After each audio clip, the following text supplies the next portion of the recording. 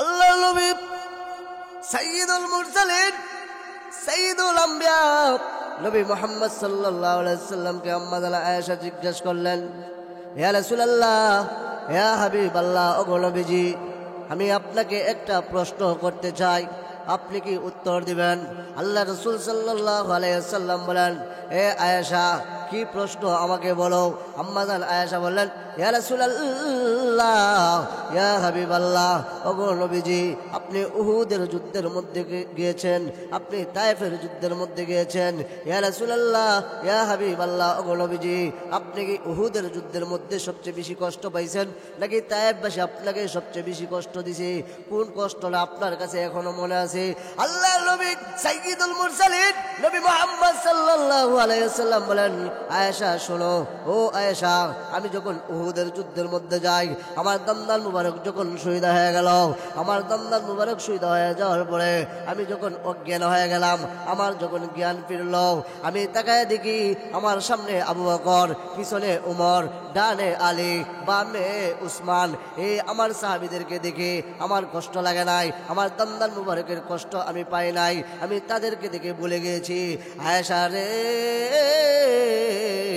তায়েফের কষ্ট আমি এখনো বলতে পারি নাই।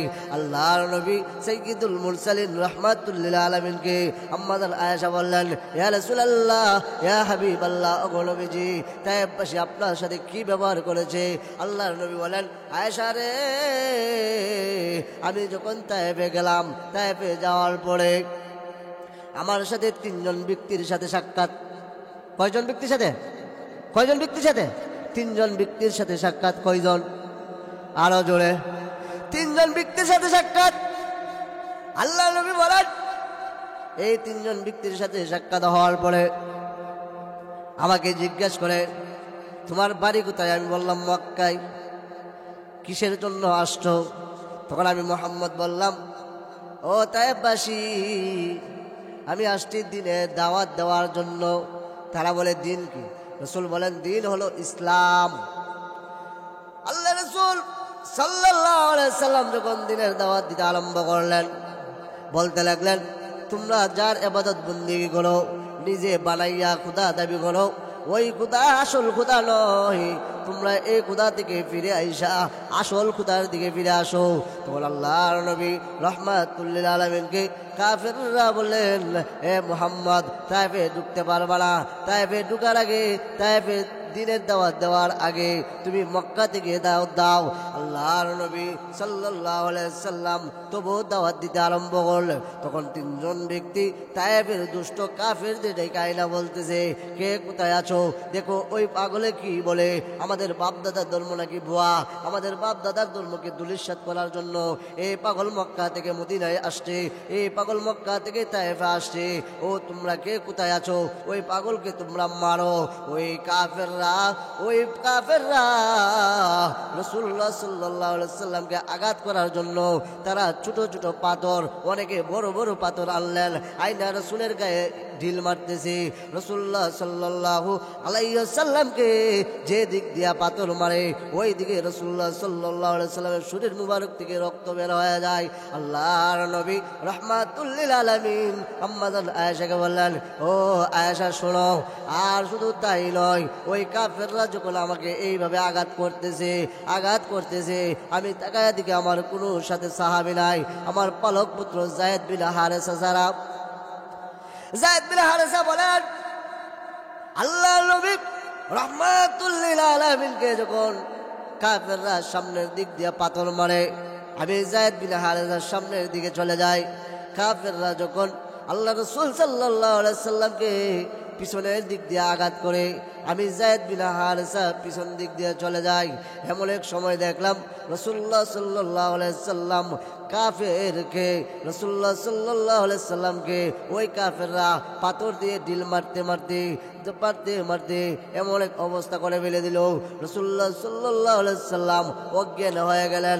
অজ্ঞান হওয়ার পরে রাসূলুল্লাহ সাল্লাল্লাহু আলাইহি সাল্লামকে যায়েদ বিন হারেসা আবার হুশ ফিরাইলেন। হুশ ফিরায় দেখে যায়েদ বিন হারেসার শরীরে রক্তাক্ত।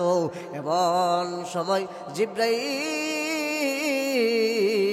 জিবরাইল আয়েশা বলতেছে, ইয়া রাসূলুল্লাহ, ইয়া হাবিবাল্লাহ, ওগো নবীজি, আপনার জন্য আসমান কাঁদে, আপনার জন্য জমিন কাঁদে। ও রাসূল, আল্লাহ পাক রব্বুল আলামিন ওই পাহাড়ে নিয়োজিত ফেরেশতাকে আমার সাথে পাঠাইছে। আপনি যদি হুকুম করেন ওই তায়েববাসীকে এই দুই পাহাড়ের মধ্যে ফেলে ওই তায়েববাসীকে ধ্বংস করে দিবে। আল্লাহর নবী সাইয়্যিদুল মুরসালিন, সাইয়্যিদুল আম্বিয়া, শাফিউল মুজনাবিন নবী মুহাম্মদ সাল্লাল্লাহু আলাইহি ওয়াসাল্লাম বলেন, জিবরাইল মারতে হবে না, আমার আল্লাহকে বলবা আল্লাহ তাআলা যেন তাকে মাফ করে দেয়। আল্লাহকে বলবা আল্লাহ রাব্বুল আলামিন তাদেরকে যদি হেদায়েত দেয়, যদি তাদের কপালে হেদায়েত থাকে তাহলে তাদেরকে যেন হেদায়েত দেয়, আর যদি হেদায়েত না থাকে তাদেরকে যেন ধ্বংস করে দেয়। আল্লাহ রাসূল সাল্লাল্লাহু আলাইহি সাল্লাম জিবরাইলকে বলতেছে, ও জিবরাইল, তারা বুঝতে পারে নাই, তারা আমাকে চিনে নাই, সেজন্য আমাকে পাথর দিয়ে নিক্ষেপ করতেছে। ও জিবরাইল, তারা বুঝতে পারে নাই, তাদের সন্তানরা তো বুঝতে পারবে। তাদের সন্তানরা যদি কোনো একদিন ঈমান আনে, আমি রাহমাতুল লিল আলামিন তখনই খুশি। বলেন না সুবহানাল্লাহ, আর জুড়ে বলেন সুবহানাল্লাহ। নবীর প্রেমিকেরা দিশে হারা তারা মর নির্ভয় করে না। আল্লাহ নবী সরকারে দু আলম রাহমাতুল লিল আলামিনের কাছে এক মহিলা গিয়া বলতেছেন, ইয়া রাসূলুল্লাহ, ইয়া হাবিবাল্লাহ, তাহিরনি, আমাকে পবিত্র বানায়া দেন। ইয়া রাসূলুল্লাহ, আমাকে পবিত্র বানায়া দেন। আল্লাহর নবী বলেন, ও মহিলা, তুমি কি করেছো যার কারণে তুমি পবিত্র হতে চাও?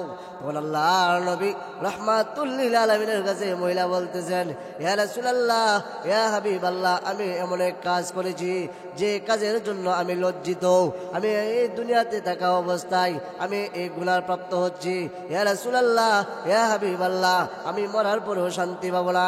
এখন আপনি আমাকে পবিত্র বানায়া দেন। যদি আপনি আমাকে পবিত্র বানায়া দেন, আমি মরার পরেও একটু হলে শান্তি পাবো। আল্লাহ রাসূল সাল্লাল্লাহু আলাইহি ওয়াসাল্লামকে বলেন, ইয়া রাসূলুল্লাহ, সেজন্য আমি পবিত্র হতে চাই। আল্লাহর নবী বলেন, ও মহিলা, আবার বলো কি পাপ করেছো? তখন মহিলা বলেন, ইয়া রাসূলুল্লাহ, ইয়া হাবিবাল্লাহ, ওগো নবীজি, আমি এক যুবকের সাথে জিনা করে ফেলেছি। আল্লাহর নবী রাহমাতুল লিল আলামিনের কাছে এক মহিলা আয়েশা বলতেছেন, ইয়া রাসূলুল্লাহ, ইয়া হাবিবাল্লাহ, ওগো নবীজি, আমাকে আপনি পবিত্র বানায়া দেন। তাহিরনি, তাহিরনি ইয়া রাসূলুল্লাহ, আপনি আমাকে পবিত্র বানায়া দেন। আল্লাহর নবী বলেন, হে মহিলা, কি হয়েছে আমাকে খুলে বলো। তখন মহিলা বলেন, ইয়া রাসূলুল্লাহ, আমি এক যুবকের সাথে জিনা করেছি, যার কারণে ওই যুবকের সন্তান আমার পেটে। ওগো রাসূল, এই পেটের সন্তান নিয়ে যদি আমি কবরে যাই, আমি মারা যাই, আমি তো জাহান্নামী হয়ে যাব। আল্লাহ আমাকে মাফ করবে না, আমি দুনিয়াতেও আমার শান্তি পাচ্ছি না।